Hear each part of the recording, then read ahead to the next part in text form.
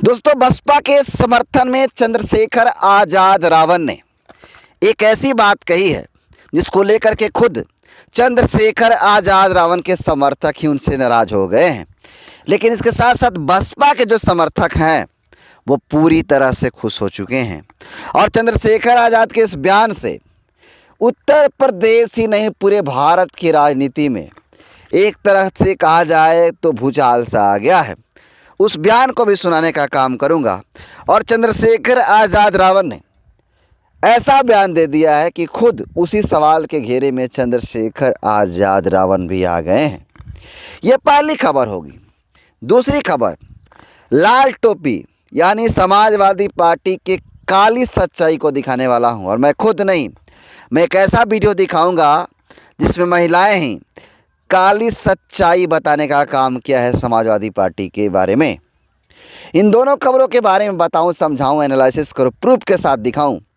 उससे पहले चैनल पर आए नए दर्शकों को अपना परिचय दे देता हूं। नमस्कार, मेरा नाम हरेंद्र बसंत है और आप देखना शुरू कर चुके हैं धम्मा भारत टीवी। देखिए, आपने चंद्रशेखर आजाद रावण को अक्सर देखा होगा कि वो बार बार कहते हैं कि बसपा सुप्रीमो मायावती से अगर कोई शख्स है जो मुझे मिलवा दे। ये कई बार मीडिया में वो बयान दे चुके हैं। इनके अनुसार इनका कहना है कि मायावती जी हमसे नहीं मिलना चाहती हैं, बसपा समर्थक हमसे नहीं मिलवाना चाहते हैं मायावती जी से। ये हमेशा आरोप लगाते रहते हैं और ये खुद बसपा के विकल्प के तौर पे खुद को प्रेजेंट करने की कोशिश करते हैं। आपको बता दूं कि अभी हाल ही में चंद्रशेखर आजाद रावण एक बयान दिए हैं जिसको लेकर के सियासी भूचाल सा आ गया है। उत्तर प्रदेश के अलावा भारत के विभिन्न राज्यों में जहां बहुजन समाज पार्टी मजबूत है, अन्यथा मजबूत नहीं भी है, उन तमाम जगहों पे सियासी संग्राम शुरू हो गए हैं। चंद्रशेखर आजाद रावण उन्होंने क्या कहा, सबसे पहले मैं उस वीडियो को आपको दिखाने का काम करूंगा। 12 तक जब हम लोग सत्ता में थे तो नौकरियां मिलती थी, विभागों में आरक्षण के फॉर्मूले लागू होते थे, जमीनें मिलती थी, रोजगार करने के लिए अच्छा माहौल मिलता था, पढ़ने के लिए अच्छा माहौल मिलता था, समय पे स्कॉलरशिप मिलती थी, ठेकेदारी में SC ST के सरकारी ठेकों में रिप्रेजेंटेशन था, कर्मचारियों को तकलीफ नहीं होती थी अपनी बात को, अपने काम करने में, और आम जनमानस भी धीरे धीरे तरक्की की तरफ बढ़ रहा था, नई नई योजनाएं लागू हो रही थी। आज हम कहां खड़े हैं? बिना सत्ता के जो जमीनें हमें दी गई थी वो लगभग छीन ली गई हैं। आजाद समाज पार्टी कार्यकर्ताओं के स्वाभिमान सम्मान की रक्षा करते हुए अलायंस होगा, ये बात मैं आपको कहना चाहता हूँ। अलायंस से मैं ना नहीं कर रहा हूँ। तो आपने देखा किस प्रकार से चंद्रशेखर आजाद रावण इन्होंने कहा है कि जब हम 12 तक सत्ता में थे, आपने सुना, जब हम 12 तक सत्ता में थे उनमें क्या क्या चीज़ें हुआ उनको बताने का काम किया। यानी 12 तक कौन था? 2012 तक सत्ता में कौन था? 2007 से 2012 तक बसपा सुप्रीमो मायावती जी का शासन था। उत्तर प्रदेश में बसपा का शासन था। लेकिन चंद्रशेखर आज़ाद ने बसपा के नाम लिए बगैर कहा कि रोजगार मिलता था, विभागों में आरक्षण के फार्मूले लागू किए जाते थे, ज़मीनें मिलती थी, रोजगार करने के लिए अच्छा माहौल मिलता था, पढ़ने के लिए अच्छा माहौल मिलता था, समय पर स्कॉलर मिलती थी, सरकारी ठेके में SC ST के लिए अलग से रिप्रेजेंटेशन मिलती थी। ये चंद्रशेखर आजाद रावण कह रहे हैं। अब बताइए, ये सारे सवाल लोग पूछ रहे हैं। देखिए, जीतू राजौरिया भाई हैं, वो पूछ रहे हैं कि अब बताइए, जब ये सारी सुख सुविधाएं, सम्मान बसपा ने SC ST समाज को बिना मांगे और बिना किसी घोषणा और भाषण दिया, तो ये नए नए नेताओं और पार्टियों के चक्कर में समाज क्यों पड़े? समाज तो फिर उसी पार्टी को वोट और समर्थन देने का काम कर रहा है जिसने समाज को हक, अधिकार, शिक्षा, सुरक्षा प्रदान की। खैर, चंद्रशेखर रावण की मजबूरी है जो खुलकर बसपा का नाम नहीं ले सकता, क्योंकि अगर नाम लिया तो बसपा का प्रचार हो जाएगा। लेकिन क्या करें, ये तो चंद्रशेखर हैं। अन्य समाज के लोग भी गैर बसपाई होते हैं तो भी बसपा शासन को याद करते हैं, ऐसा लोगों का कहना लिख रहे हैं। सीधी सी बात है कि ये तमाम जो बातें कहने का काम किया चंद्रशेखर आज़ाद रावण ने कि 2012 तक जब हम सत्ता में थे तो ये चीज़ें होती थी, जिसको मैं सुनाने का काम किया।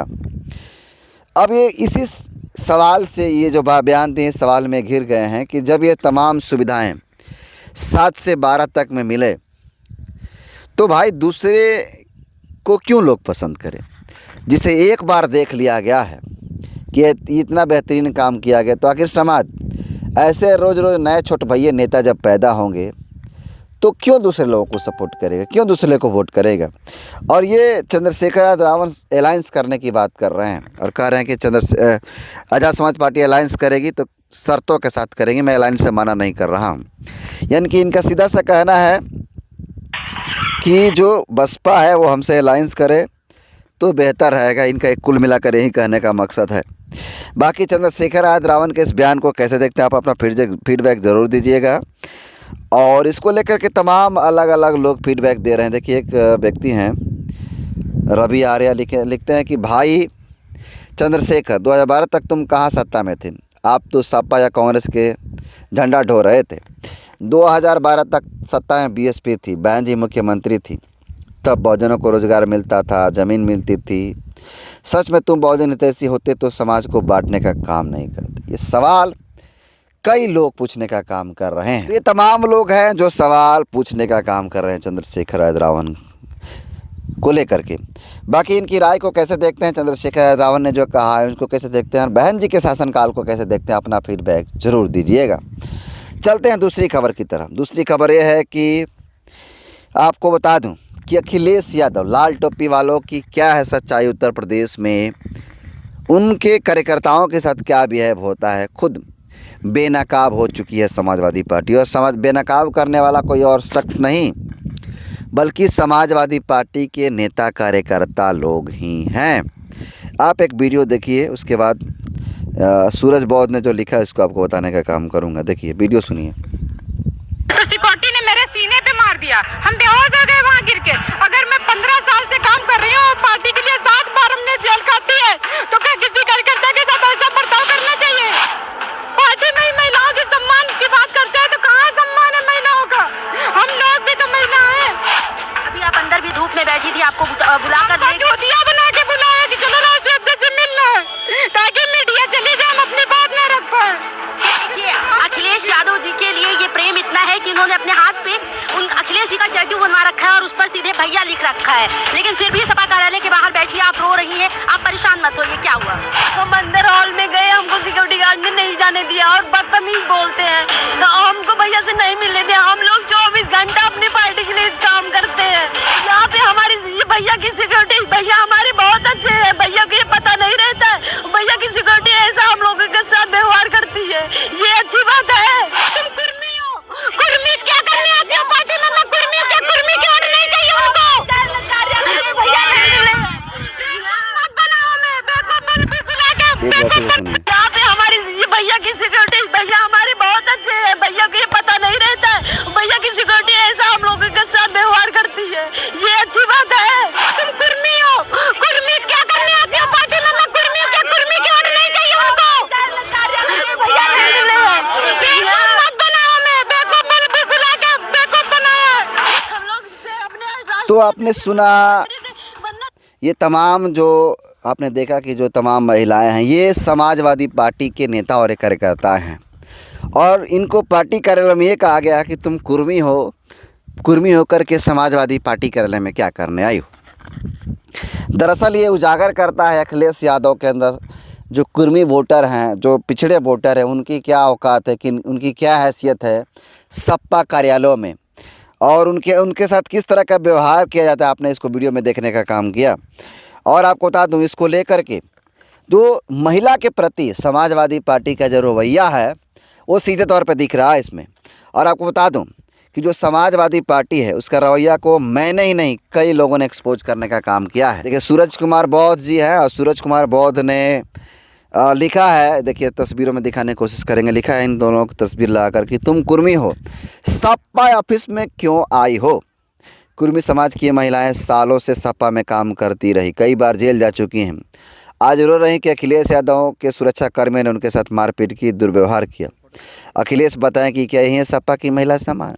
ये तमाम लोग सवाल पूछने का काम कर रहे हैं कि क्या यही है समाजवादी पार्टी का पीडीए, क्या यही है समाजवादी पार्टी का महिला सम्मान। तो आप सबको पता है कि अखिलेश यादव किस तरह के आदमी हैं। ये महिलाएं जो आरोप लगा रही हैं वो गलत आरोप नहीं लगा रही हैं। इनका साफ शब्दों में कहना है कि समाजवादी जो पार्टी है महिला विरोधी है, दलित विरोधी है। और ये महिला विरोधी का आपने प्रमाण देखने का काम किया, दलित विरोधी तो आप सबको पता है। बाकी आज के इस वीडियो में इन दोनों खबरों के बारे में बताने का काम किया। इन दोनों खबरों को कैसे देखते हैं अपना फीडबैक ज़रूर दीजिएगा। बहुत बहुत धन्यवाद।